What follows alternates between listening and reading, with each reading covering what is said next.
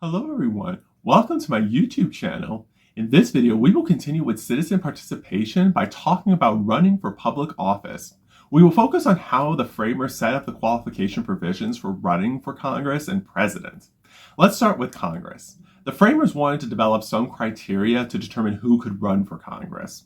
One must live in the state they want to represent, be of a certain age, and if they were not born here, the framers need to figure out how long the person has to be a citizen before they could hold a seat. The framers did not define citizenship or explain how someone born elsewhere could become a citizen. They needed to decide how long a candidate must be a citizen before running for office. They settled on 7 years for representatives and 9 years for senators. The candidate has to be of an inhabitant of that state. The age requirement is 25 for representatives and 30 for senators. Let's proceed to the presidency. The framers did not just make the obstacles for the presidency higher than those of Congress. They also made them incomprehensible. John Jay said, quote, "Candidates should be old enough for voters to judge their true character. Younger men might deceive voters with brilliant appearances of genius and patriotism, which sometimes mislead as well as dazzle. Furthermore, presidents should continue in place a sufficient time to become perfectly acquainted with our national concerns, and the commander-in-chief of the American Army shall not be given to nor devolve anyone but a natural-born citizen," unquote. Shortly after sharing these ideas with George Washington, the phrase found its way into the Constitution, even though it still was not clearly defined. Essentially, a person needs to be at least 35 years old, have at least 14 years of U.S. residency, and a natural-born citizen to serve as president. With these two things in mind, does any of them run into some issues with citizen participation? Let's look at Congress. Does our Constitution demand unreasonable residency and age requirements to run for office? Let's look at the perspective of an immigrant in the United States. America is often described as a nation of immigrants, but becoming a citizen is a lengthy and complex process. By law, most resident aliens have to live in the U.S. for at least 5 years to even be eligible for citizenship. That means if the person, or I should say if that person, wants to be a candidate for the House, they cannot run until they have lived here for at least 12 years, and Senate candidates, it is 14 years. To people born and raised in the United States, 12 and 14 years does not feel like a lot since we are teenagers at that point, and we would not even think about being politicians as teenagers. By the time we become adults, we are way beyond those age requirements.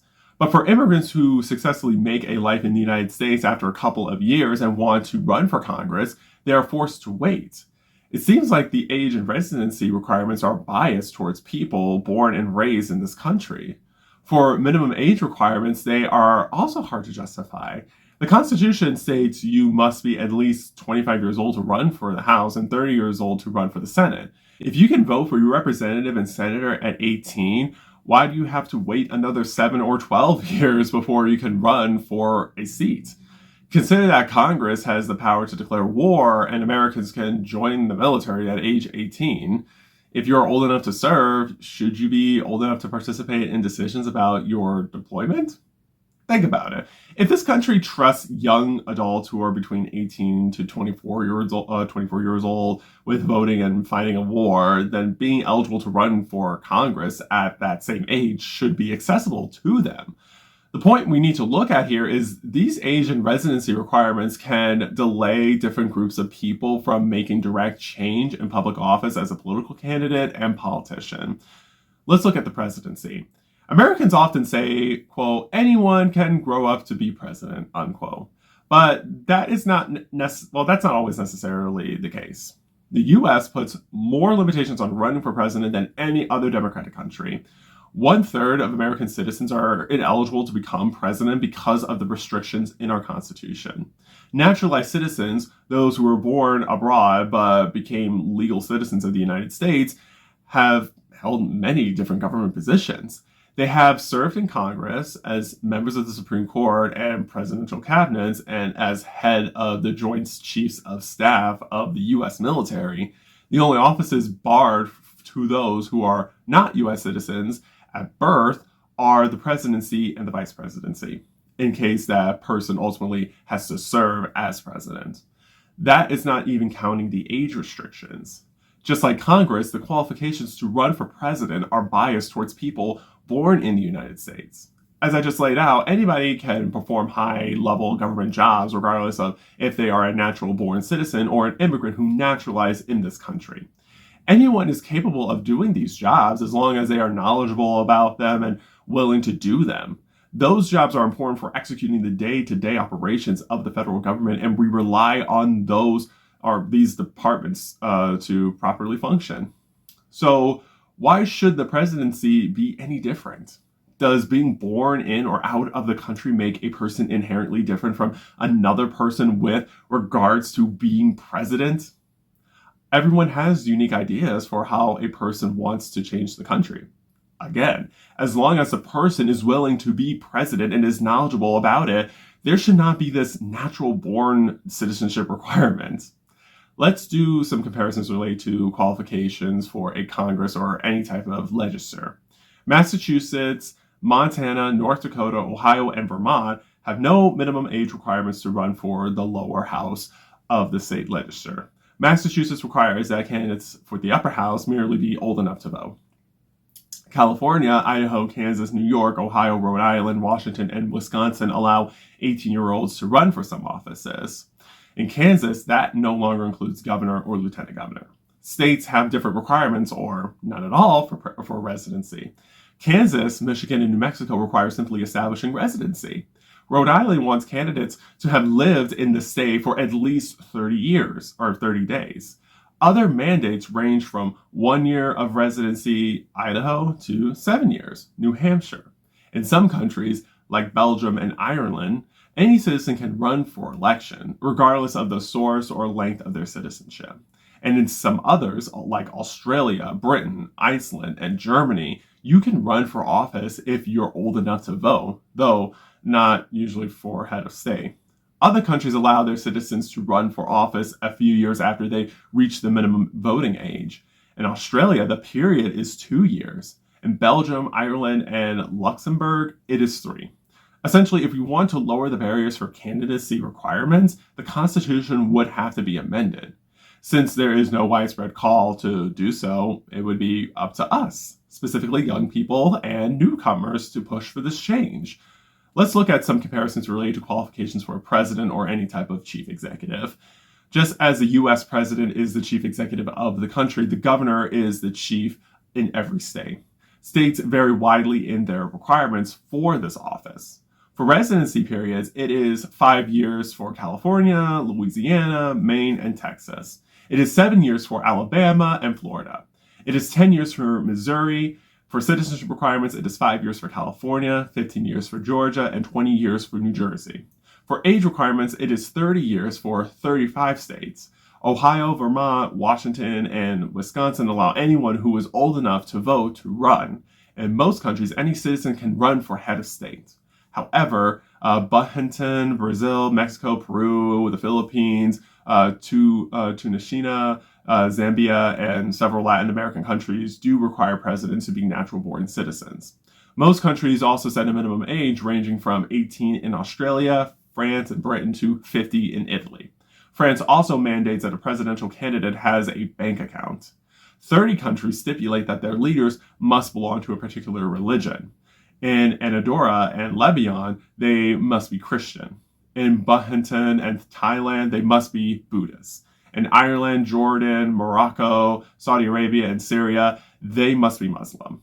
Just like changing the qualifications for Congress, the Constitution would need to be amended to make any changes to the age and citizenship requirements for the U.S. presidency. Let's look at 2 historical examples about someone facing a citizenship requirement issue when they ran for Congress. In Massachusetts, in July 1780, Albert Gallatin, a seafaring orphan from Geneva, Switzerland, arrived at the age of 19.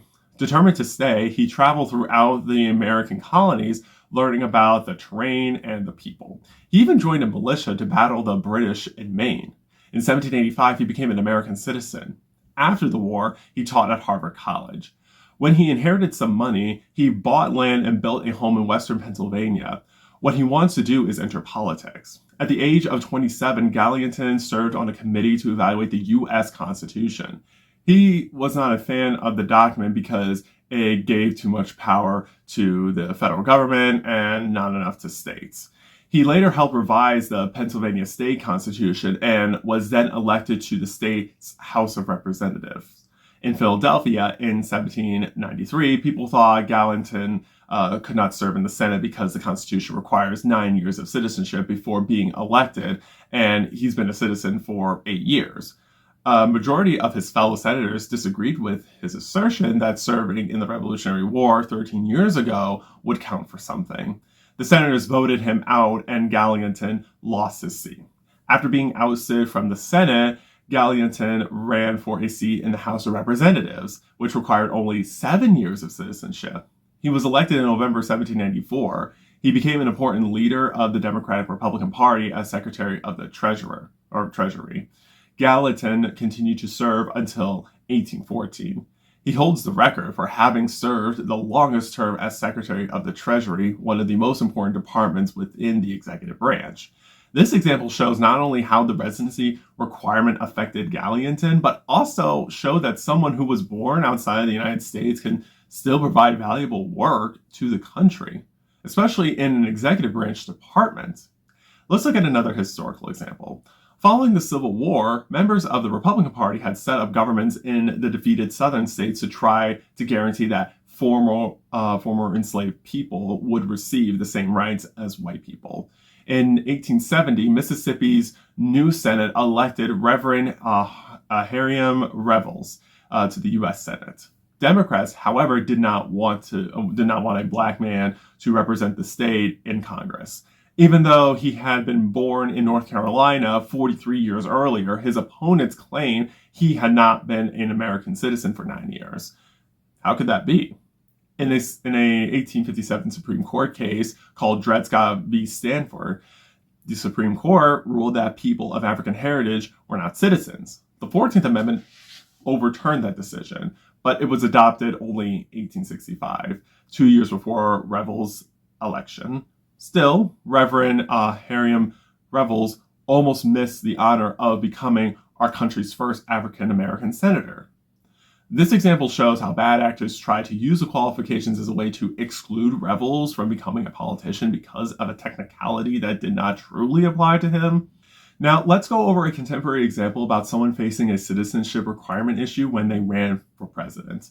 In 1936, John Sidney McCain III was born in the Panama Canal Zone, which used to be a U.S. territory. The son of an active duty four-star admiral, he grew up on naval bases in America and abroad. He followed the family tradition by enrolling in the Naval Academy upon graduating high school. In 1966, McCain volunteered to fly bombing missions in the Vietnam War. A year later, his plane was shot down over Hanoi, and with a broken leg and 2 broken arms, he was taken prisoner. He spent 5.5 brutal years in captivity, 3.5 of them in solitary confinement. He was regularly beaten and tortured. Although his captors repeatedly offered to let him go, he refused. The military code of conduct directed that another pilot imprisoned earlier should be released first. He did not think it was the honorable thing to do. 2 months after a ceasefire ended the war in 1973, McCain finally came home. Despite multiple military honors, injuries would have prevented McCain from advancing in his career, so he left the military. He decided to serve his country in another way. After serving 2 terms in the House, he was elected to the Senate. Then he decided to run for the presidency in 2008. It was not clear, however, that he would be allowed to serve if he won. The Constitution requires that our executive be a natural-born citizen and 14 years a resident of the United States. Unfortunately, no one knew exactly what those terms meant or whether they fit someone born in a U.S. territory like McCain. Either way, McCain failed to win the presidential election, so his status as a natural-born citizen was not tested in court. But that same year, the Senate unanimously passed a resolution declaring McCain a natural-born citizen. We also saw this problem arise again in 2016 when Texas Senator Ted Cruz ran for the Republican presidential nomination. Cruz was born in Canada to an American mother and a Cuban father. According to federal law, he was a citizen at birth since his mother had met the requirements for passing on citizenship. But he is not natural born under the Constitution. Since Cruz failed in his quest for the nomination, we still do not know for sure whether a citizen born outside the territory of the United States would be eligible to serve as president. In conclusion, while the framers established qualification requirements for running for Congress and the presidency to ensure there would be experience, loyalty, and stability in our federal government, these same requirements have also created barriers that limit citizen participation in running for these federal public offices. The age, residency, and citizenship provisions can disproportionately restrict immigrants and younger citizens from serving in those federal public offices. For many naturalized Americans, the combination of lengthy citizenship processes and additional waiting periods makes candidacy for federal office nearly unattainable. Likewise, the age restrictions prevent capable and civically engaged young adults between 18 to 24 years old from becoming politicians, despite them being allowed to vote or serve in the military. The presidency, in particular, reflects a bigger barrier of requiring candidates to be natural-born citizens, which excludes millions of Americans who have chosen this nation as their home and proven their loyalty and service in countless ways. Based on the examples of Albert Gallatin, Hiram Revels, John McCain, and Ted Cruz, they reveal how ambiguous or restrictive interpretations of these requirements can make us question if certain people truly deserve to represent their constituents in government. When we get too caught up in these requirements by looking at the technicalities, it goes against the idea of increasing our sense of belonging when we try to stop someone from running for public office. It is like we are saying a person does not inherently belong in government. When we look at comparisons with state governments and other democratic nations, they show that the United States maintains unusually strict barriers to candidacy. Many states and countries allow citizens to run for public office once they reach a specific voting age or shortly thereafter, regardless of where they were born. If we aspire to be a government that truly represents the concept of we the people, we need to reform our qualifications that open more doors for people, including immigrants and young adults, to run for public office based on their ability and commitment to serving our country. Achieving such change would require constitutional amendments, but it is up to new generations to push for this kind of reform. Doing this will help our institutions create a more inclusive electoral system that encourages more people to run for public office without having to worry their birthplace makes them feel incapable of holding a public office position. In the next video, we will proceed into talking about the executive branch by focusing on presidential term limits. Until then, please like this video, subscribe to my YouTube channel, and turn on the post notifications so you will be notified when I post my next video. I appreciate your support. Remember, you are powerful, you are capable, and you are the changemaker our society needs. Thank you so much for watching this video. I will see you soon.